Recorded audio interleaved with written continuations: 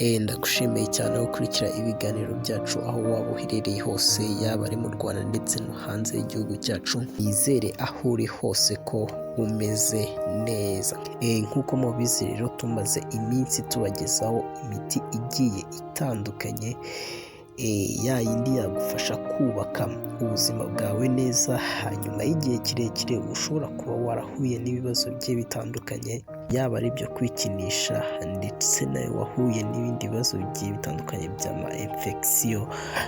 Nizere ko uyu muti hari icyo wagufasha, ndetse nawe ufite ikibazo cy'imisemburo mikeya cyangwa idakora neza, nizere ko uyu muti ngiye kukubwira hari byinshi ushobora kuba wagufasha, nawe ukabasha kuba waba umugabo nyawe nk'uko bisanzwe. Aka kanya rero ngiye kukubwira undi muti mwiza cyane ushobora kuba wakoresha ukaba wakongerera imbaraga mu gihe cyo gukora imibonano mpuzabitsina, ndetse niyo waba ufite igitsina gito cyane, ukaba hari icyo wagufasha kugira ngo iriya mitsi igize igitsina ibashe gutemberamo amaraso neza, bikaba byagufasha no kuba igitsina cyawe cyakwiyongera, ndetse kikaba cyanabasha kuba cyakura neza nta zindi product ukoresheje zishobora kuba zakwangiriza ubuzima bwawe. Ubundi ubusanzwe rero igitsina cy'abagabo ahanini kigizwe iyo mitsi itabasha kugiramo amaraso neza, bigiye bitewe n'ibibazo bitandukanye. Bishobora kuba bituruka ku binure byinshi, cyangwa bigaturuka ku zindi mpamvu zigiye zitandukanye. Ni ukuvuga ngo rero iyo iki gice kitabasha kwakira amaraso ahagije, ndetse n'ariya mabya nayo ntabashe kuba yatanga imbaraga zikwiye, ubwo ni ukuvuga ngo imbuto zawe ziba zaragiye zononekara. Ni ibyo bibazo rero bishobora kuba byagutera bimwe byo kugira igitsina gito, ndetse no kuba wakura umwanya mutoya, cyangwa ukaba uwo muhuza urugwiro mwamarana igihe gitoya ugahita urangiza. Harimo kwikinisha, kuba ufite imisemburo mike, ndetse n'ibindi bibazo bigiye bitandukanye biba biterwa n'imirire mibi, haba ku mubyibuho ukabije ndetse n'ibindi binure umubiri wawe uba ufite biba bidakenewe. Reka nze nkubwire rero byinshi ushobora gukoresha ukaba wagabanya iki kibazo. Mbere na mbere rero ngiye kukubwira bimwe na bimwe tugiye kugenda twifashisha. Turifashisha watermelon, turifashisha imineke ibiri, turifashisha beterave,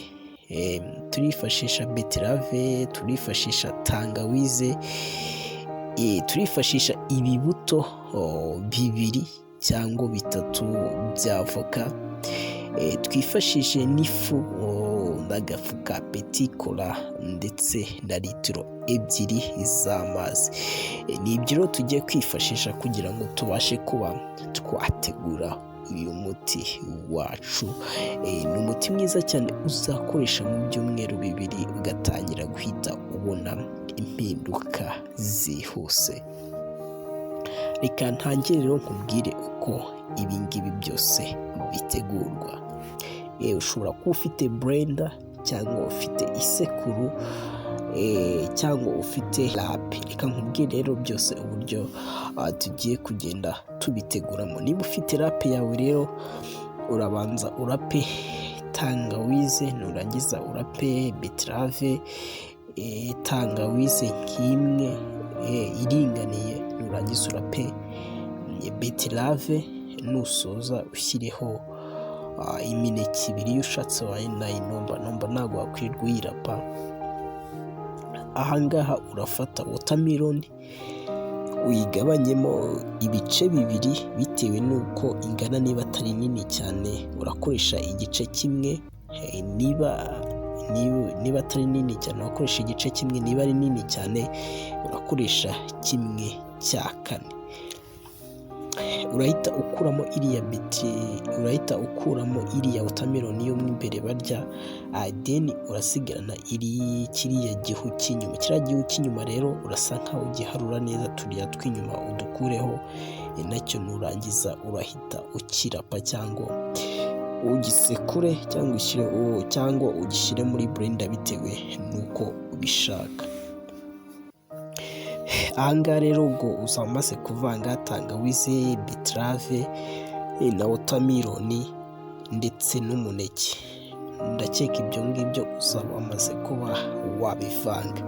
Ibyo nibirangira rero urafata ibibuto bya avoka. Ibibuto bya avoka rero na beterave ni bimwe mu byongera amaraso. Ushobora kuba nanone ufite amaraso mu mubiri makeya utabizi, kuko kugira ngo kiriya gitsina kibashe guhaguruka hari igihe nanone biterwa n'amaraso ahagije umubiri wawe uba ufite. Umubiri iyo utanze komande ku bwonko ko hari igikorwa kigiye kuba kidasanzwe, biba ngombwa ko ubwonko buhita bwohereza amaraso menshi muri kiriya gice. N'ubundi rero iyo usanzwe ufite make, urumva nta kintu byabasha kuba byagufasha. Ahangaha rero beterave n'ibi bibuto bya avoka ni ibibasha kuba byakongerera amaraso. Urafata litiro ebyiri, numara gufata litiro ebyiri urashyiramo ibibuto 3 bya avoka cyangwa ushyiremo 4 bitewe n'uko bingana, ariko uzabishyiramo wamaze kuba wabirapa cyangwa wabisekura, cyangwa ukaba wabishyira muri blender. Ndatekereza blender yo yakwangirika. Ikiza nuko wabirapa ukagenda ubikuramo utuntu dutoya cyangwa ukaba wabisekura.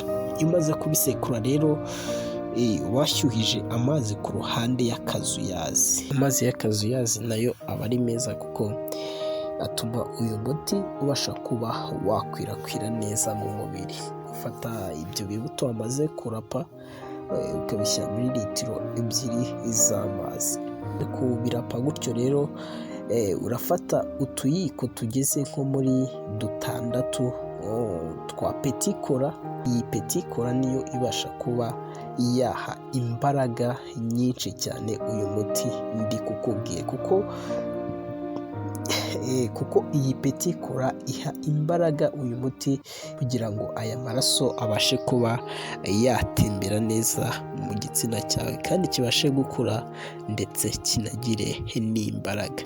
Urifashisha utuyiko 6 nk'uko nari maze kukubwira twa petikora, udushyire muri ya litiro 2 z'amazi wamaze gushyiramo ibibuto 4 cyangwa 3 bitewe n'uko bingana, ubundi uvange. Ibyo numara kubivanga rero uraza kubihuza na rwa ruvangitiranye rwa tangawize, beterave n'imineke ndetse na ya kushe ya watermelon wabashije kuba wasya neza. Iyi watermelon rero niyo izatuma iriya mitsi ibasha kuba yakoroha, kugira ngo amaraso abone uko atembera neza muri iki gice cyo hasi. Ni ukuvuga ngo ibyo